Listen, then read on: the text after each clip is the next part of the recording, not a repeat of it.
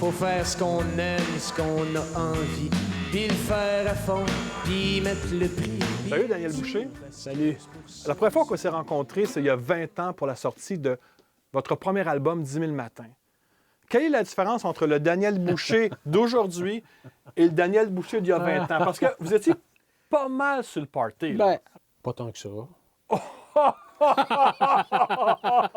Wow!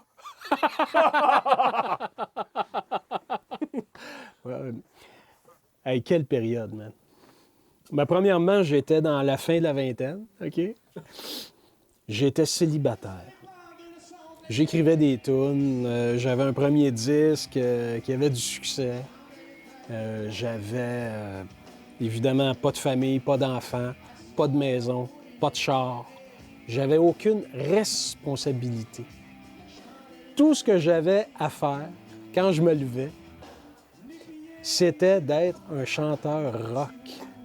J'oublierai jamais cette période-là de ma vie. J'ai tellement trippé. Et encore là, je me trouve chanceux d'avoir vécu ça. Tu sais, c'est pas à l'échelle mondiale. Mais j'ai quand même vécu quelque chose de vraiment spécial au tournant des années 2000, moi, tu sais. J'ai tellement eu de fun dans cette période-là, man.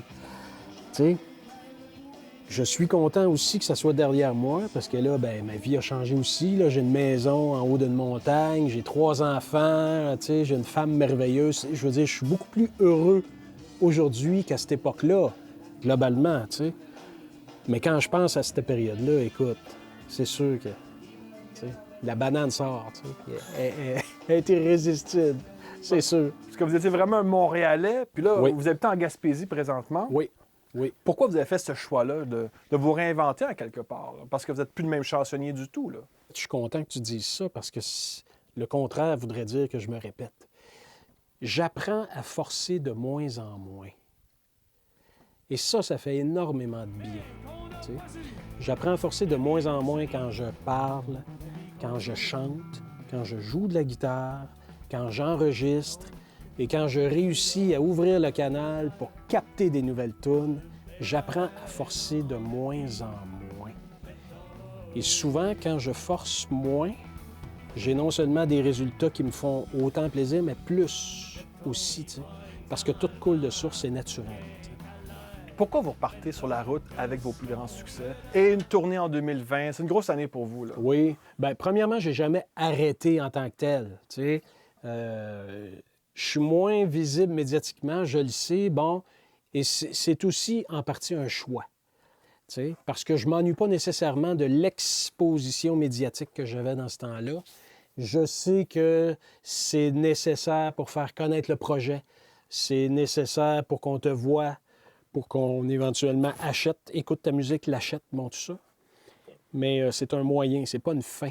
Tu sais. Et il y a eu une période au début de ma carrière, j'étais limite surexposé. Tu sais. Ah oui, hein? Ah ben moi, je trouvais que des fois... tu sais, moi, j'aime ça parler de musique. J'aime ça aller chanter. J'aime ça aller parler de musique. Quand ça déborde ça, je trippe moins. Mais la compétition est pas mal plus forte parce que quand vous avez commencé, il y avait les Paul Piché, Michel Rivard, Jean Leloup, Daniel Bélanger. Toutes des pas bons. Des champions, des géants. Ces gars-là, moi, je les écoute, ces gars-là. OK? Charlebois, Leloup, Rivard et compagnie, Fred Fortin. C'est des gars qui disent ce qu'ils pensent. Et aujourd'hui, Oui. vous êtes de plus en plus nombreux parce que Oui. l'industrie s'est complètement transformée. L'industrie, c'est Pour le complètement... je te dirais, créativement, ça va peut-être te surprendre, mais oui.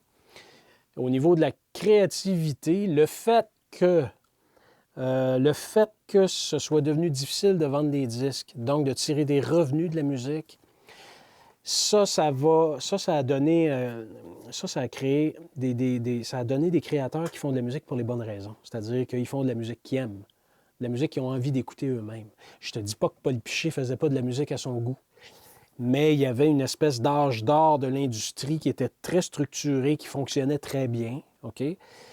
Mais qui donnait souvent, je veux pas dire des formules. Il faut faire attention à ce qu'on dit, parce que moi, j'écoute la musique de cette époque-là, je l'aime. Tu sais. Mais je constate aujourd'hui qu'il y a de plus en plus d'artistes, et de plus en plus d'artistes vraiment créatifs, qui font vraiment de la musique à leur goût. Ce que j'ai moins remarqué, moi, à cette époque-là. Daniel Boucher. Hey, Merci merci, beaucoup, c'était c'était, super cette entrevue. Vraiment. Vraiment.